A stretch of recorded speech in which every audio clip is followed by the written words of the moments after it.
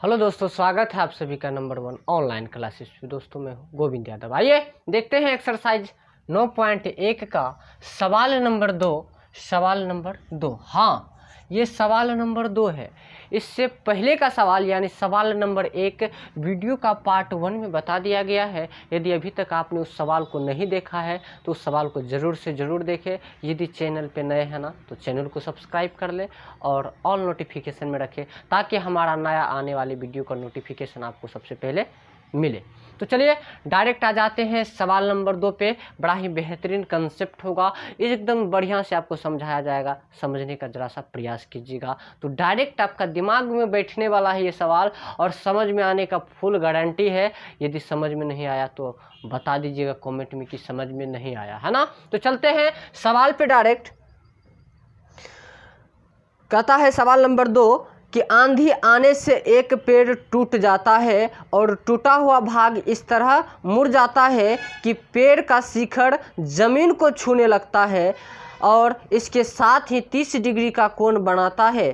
तो पेड़ के पाद बिंदु की दूरी जहां से पेड़ का शिखर जमीन को छूता है 8 मीटर है। तो पेड़ की ऊंचाई ज्ञात करना है। क्या करना है? पेड़ की ऊंचाई ज्ञात करना है। चलिए ध्यान से जरा सा देखते हैं कंसेप्ट को, है ना। यहाँ पे आप क्या कीजिएगा, मान लेते हैं कि ये आपका क्या है, ये आपका पेड़ है। यहाँ से आपका ये पेड़ है, ठीक है। और ये पेड़ हुआ क्या, आंधी आया और ये यहाँ से टूट गया। टूटने के साथ ये ज़मीन को, इसका छिप्पा जो है ना, ये ज़मीन को छूने लगा, है ना। ये ज़मीन को छूने लगा। कहता है कि आंधी आया और एक पेड़ टूट गया। क्या कहता है? आंधी आया और एक पेड़ टूट गया और टूटा हुआ भाग इस प्रकार से मुड़ जाती है कि जमीन को छूने के साथ ही 30 डिग्री का कोण बनाता है। क्या कहता है? जमीन को छूने के साथ ही 30 डिग्री का कोण बनाता है। तो पेड़ की कुल लंबाई ज्ञात करें, है ना। मान लेते हैं कि ये आपका क्या है, ये आपका पेड़ है। यहाँ से आपको फोटो दिखा देते हैं हम। ये आपका क्या है, ये आपका पेड़ हमने बना दिया, है ना। ये आपका पेड़ हो गया। चलिए ज़रा सा देख लेते हैं इसको ठीक से। ये आपका पेड़ हो गया और ये क्या हुआ, यहाँ से टूट के ज़मीन को छू लिया, है ना। ज़मीन को छू लिया। अरे आंधी आएगा तो पेड़ टूट गया। आंधी आया, पेड़ टूट गया और टूट गिरने के साथ ही ज़मीन को छूने लगा और ज़मीन को छूने के साथ ही 30 डिग्री का कोण बना देता है ना। जहाँ पे पेड़ का छिप्पा गिरा ना, यहाँ से यहाँ तक पेड़ था, ये गिर गया नीचे तो 30 डिग्री का कोण बनाया। 30 डिग्री का कोण बनाया ज़मीन को छूने के साथ। बोला पेड़ का जहाँ जड़ है ना, पाद बिंदु है, वहाँ से पेड़ जहाँ गड़ा है और पेड़ का छिप्पा जो जमीन को छुआ, उस दोनों की बीच की दूरी आपको 8 मीटर किताब दे रखा है। 8 मीटर किताब दे रखा है। और ये जो हम आपके लिए डॉट डॉट डॉट वाला बिंदु दिखा रहे हैं ना, बोलिएगा ये क्या है। हम कहेंगे ये पेड़ पहले तो सीधा था ना, अब टूट के गिर गया। तो ये भाग है आपका, ऊपर वाला भाग जो नीचे आया है, देखने के लिए आपको बताया गया। तो चलिए अब इस सवाल को देखिए कैसे हम बनाते हैं इसको। बड़ा ही बेहतरीन है। पहले एक बात दिमाग में बैठाइए कि आंधी आया, एक पेड़ था जो टूट गया, टूटा हुआ भाग जमीन को छूने लगा। जमीन को जैसे ही छुआ तो 30 डिग्री का कोण बनाया। जहां पेड़ का छिप्पा है, छिप्पा मूड़ी यानी छिप्पा ऊपर वाला भाग और ये है नीचे वाला भाग, उस दोनों की बीच की दूरी 8 मीटर किताब दिया है। तो लिखिए, क्या लिखिएगा यहाँ पे। अब इसका नाम दे देते हैं ए, इसका नाम दे देते हैं बी और इसका नाम दे देते हैं सी। अब चलिए, बड़ा बेहतरीन कंसेप्ट है इस सवाल में। क्या लिखिएगा इस सवाल में? अब देखिए यहाँ पे लिखिए कि माना, क्या लिखिएगा, माना ए बी पेड़ है। क्या लिखिएगा? माना ए बी पेड़ है। माना ए बी पेड़ है। ए भी आपका पेड़ हो गया, ए भी आपने पेड़ मान लिया। उसके बाद क्या लिखिए कि उसका तथा उसका आधा भाग, आधा एसी है। यही ना, सीधा था गिर गया तो एसी है। अब यहाँ पे देखिए ए बी पूरा एसी था है ना, पूरा क्या था, यहाँ से यहाँ AC और यहाँ से यहाँ BC था, ये गिर गया तो अब AC यहाँ एक बिंदु हो गया, ए मान लिए इसको हम, यहाँ से यहाँ तक आपका क्या है, AC है। अब चलिए यहाँ पे लिखे, माना AB पेड़ है तथा उसका आधा भाग AC है, यहाँ तक आपको किसी प्रकार का कष्ट नहीं है। और अब इसमें जो सूत्र लगाने वाले हैं वो सूत्र कौन सा होगा, और आप यहाँ देख सकते हैं कि थीटा जो है आपके लिए 30 डिग्री दे रखा है। अब यहाँ पे आपको क्या पता है, नीचे वाला आधार होता है, ये कर्ण होता है और ये लंब होता है। ये तो सिर्फ पेड़ एक बहाना है, सवाल तो हमको फोटो से बनाना है समकोण त्रिभुज से, है ना। समकोण त्रिभुज में क्या होता है, जहां समकोण बनता है ना उसके सामने की भुजा को कर्ण कहते हैं, जहां थीटा कोण बनता है उसके सामने की भुजा को लंब कहते हैं, है ना।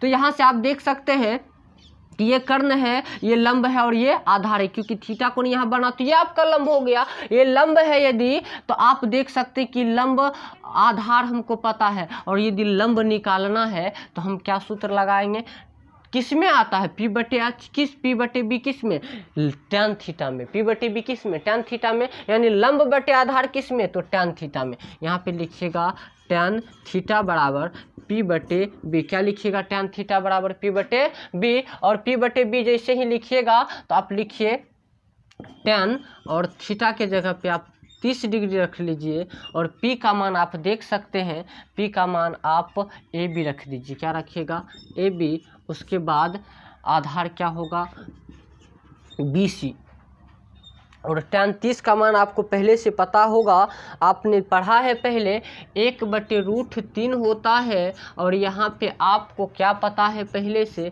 से AB नहीं पता है तो BC रख देते हैं, और आपका AB जो निकल के आ जाएगा, AB जो निकल के आ जाएगा, यानी AB गुना √3, तो √3 AB हो जाएगा बराबर में 8, है ना।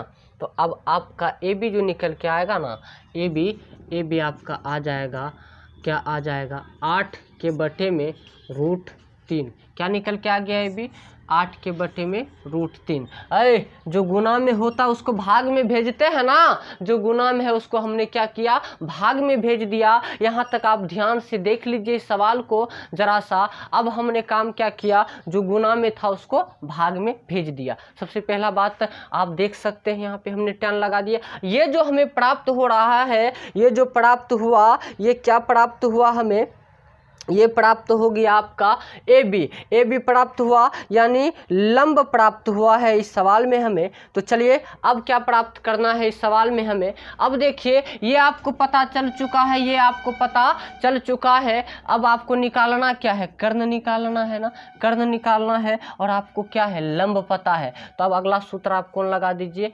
साइन थीटा, है ना। क्या लगा दीजिएगा, साइन थीटा बराबर P के बटे में H, और यहाँ पे लिखिएगा साइन थीटा के जगह पे 30 डिग्री रखिए, बराबर में P क्या है आपका, लंब, यही ना होगा, AB लिखिए, लंब के जगह पे आधार क्या होगा, BC होगा, BC लिखिए, नहीं P/H होता है, H क्या होगा, AC होगा, इस बार आपका H क्या होगा, AC होगा। और ये होता है 1/2 साइन 30 का मान।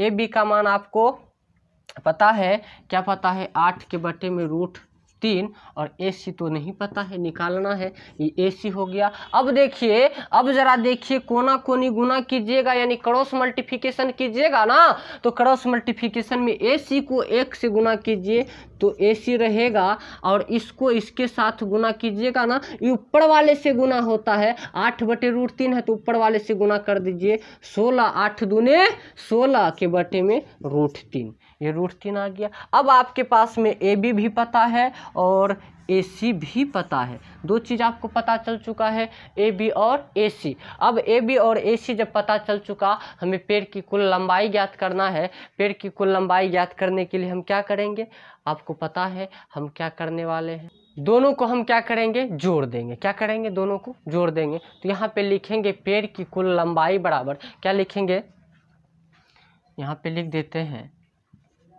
पेड़ की कुल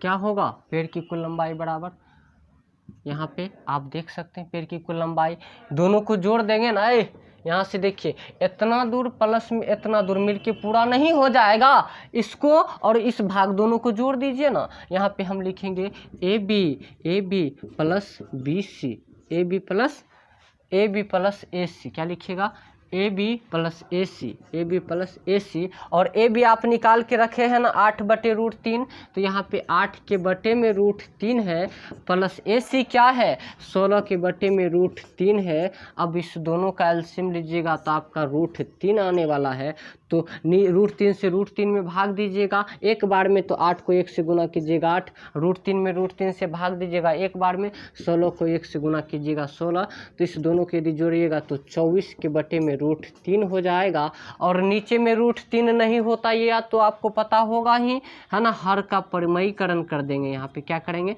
हर का परिमयीकरण, √3 बटे में √3 ये आपका 24 है। तो अब ये निकल के क्या आ जाएगा 24√3 के बटे में 3, और इसको आप कटाते हैं तो 8 बार में, 8 तिया 24, तो आंसर क्या आएगा 8√3 मीटर आएगा, है ना, मीटर में है तो मीटर, 8√3 ये आपका सवाल का आंसर हो गया। बड़ा ही बेहतरीन कॉन्सेप्ट था, बड़ा ही बेहतरीन ढंग से आपको बताया गया, इसमें आपको किसी भी प्रकार का कष्ट नहीं होनी चाहिए। सवाल को देख लीजिए, समझ लीजिए, और स्क्रीनशॉट लेना है तो आप ले सकते हैं। उसके बाद